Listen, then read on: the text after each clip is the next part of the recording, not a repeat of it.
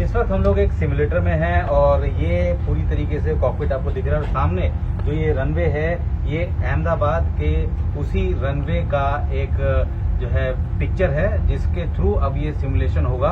और इस वक्त हमारे साथ मौजूद है एक एक्सपर्ट जो कि लंबे समय से इन्होंने फ्लाइंग भी की है और वो अब बताएंगे कि आखिर उस वक्त क्या हो रहा था जिस वक्त जो है एयरक्राफ्ट टेक ऑफ लेने की और कॉकपिट की क्या हालत थी। सर अगर सपोज कीजिए आप टेक ऑफ लेना शुरू करते हैं और मैं थोड़ी देर में ही पता लगता है कि कुछ हो गया, तो आप थोड़ा सा बताइए सर। फर्स्ट ऑफ ऑल आपको मैं ये इसमें हम डेमोन्स्ट्रेट कर सकते हैं, सिमुलेट कर सकते हैं कि एक सिंगल इंजन फेलियर होने पे एक क्या प्रोसीजर होता है, नॉर्मली किस तरीके से वार्निंग्स आपके पास आएंगी, तो वो हम अभी पहले सिमुलेट करके आपको दिखा देते हैं and then later on we can दूसरे बोथ इंजन्स का भी करके दिखा देंगे। तो फॉर एग्जांपल ये हमारे थ्रस्ट लीवर्स हैं, हम रनवे पे टेक ऑफ के लिए पोजीशनड है अभी और हमने थ्रस्ट लीवर्स पूरे फॉरवर्ड कर दिए टेक ऑफ के लिए।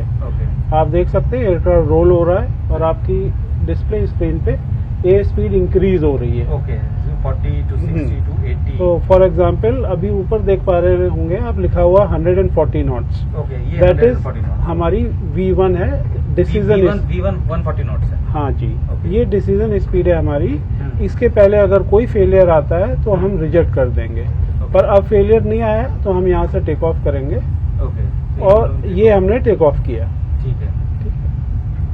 अब इसमें फॉर एग्जांपल अगर टेक ऑफ होने के इमीडिएटली बाद हम ये लीवर्स वापस ले आते हैं क्लाइंब पे एंड वन इंजन फेलियर।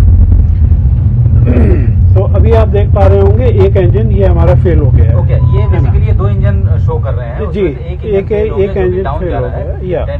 और आप देखें ना, इस तरीके से हमारे पास वार्निंग आती है इमीडिएटली सामने, it says engine 1 fail. Okay, ये इसमें आ रहा है कि इंजन 1 फेल जी। और धीरे धीरे जो है अब पायलट जो है इस कंडीशन में किस तरीके से एयरक्राफ्ट को जी, तो आप देख पा रहे होंगे कि ये एयरक्राफ्ट फुली कैपेबल है एक इंजन पे फ्लाई करने के लिए। तो हमें सिर्फ कुछ इसमें कंट्रोल्स करने पड़ते हैं कि ताकि हम इसको एक इंजन पे मॉनिटर कर सकें और एक इंजन पे फ्लाई कर सकें। तो इसमें जैसे जो जो एक्शंस आते हैं हमें उसको फॉलो करना है। वो चलेंगे होते हैं वो इसी में ऑलरेडी होते हैं, उसी को आपको फॉलो करना पड़ता है। जी। ओके, तो इसमें जैसे ये इंजन फेल हो गया है तो इसके हम थ्रस्ट लीवर्स को पीछे लेके आ गए हैं। ये जो दो लीवर हैं ये दोनों इंजन के थ्रस्ट लीवर हैं। जी। अब इंजन 1 फेल हो गया है तो इसका थ्रस्ट लीवर को इसको डाउन कर दिया गया है और ये जो दूसरा जो इंजन चल रहा है उस इंजन के थ्रू अब बैलेंस करने की कोशिश की जा रही है ताकि पूरे एयरक्राफ्ट को टेक ऑफ किया जा सके। अब आप देख सकते हैं हमने इसके इंजन मास्टर को भी शट डाउन कर दिया है क्योंकि बेसिकली हम नहीं चाहते कि वो इंजन कंटिन्यूस काम करता रहे ताकि वो और कुछ डैमेज कर सके। बेसिकली क्या पता हो सकता है आग भी लग सकती है। जी, तो हमने उसको फुल सिक्योर कर दिया है, बंद कर दिया है। जी। अब सडनली पता लगता है कि जैसी जिस हाइट पे थे उसमें दूसरा इंजन भी फेल हो जाता है। जी। तो वो आपको मैं डेमो करके अभी दिखा देता हूँ कि उस कंडीशन में क्या होता है। तो ये हमने सिंगल इंजन का दिखाया है। आप देख सकते हैं एक इंजन फेलियर होने पे एयरक्राफ्ट पूरी तरीके से कैपेबल होता है मैनूवर करने के लिए। Okay, thank you. इसको पॉज कर देना।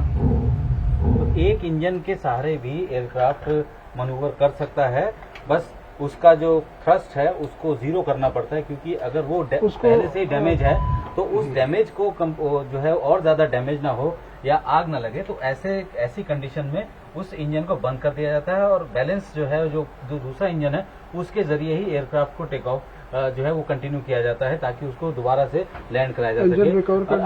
इंजन स्टार्ट कर दिया। अब जो है ये दोबारा से हम लोग उसी पॉज हटा दें और अब डबल इंजन तो वो फेल होता है उसको ठीक कर देना, इंजन स्टार्ट कर दो। किस तरीके की पॉज हटा दें होती है।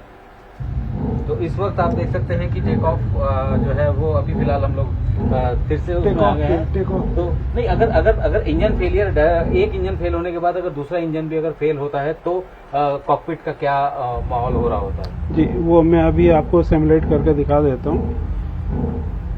ओके, तो अब पहले जो है सिमुलेशन में दिखाया कि एक इंजन फेल हुआ तो किस तरीके से पायलट ने उसको ठीक तरीके से जो है वो कंटिन्यू करके कोशिश की। और अब दूसरा इंजन फेल अगर हो जाता है, अगर दोनों ही इंजन फेल हो जाते हैं तो क्या करना होगा ये सबसे इम्पोर्टेंट है। और अब वो अभी इस में जो है हम डेमोन्स्ट्रेट करके दिखा रहे हैं। तो अभी फिलहाल जो है फिर से हम लोग उस रनवे पर हैं और उसके बाद अब एयरक्राफ्ट जो है टेक ऑफ के लिए आगे मूव कर रहा है। सर जी,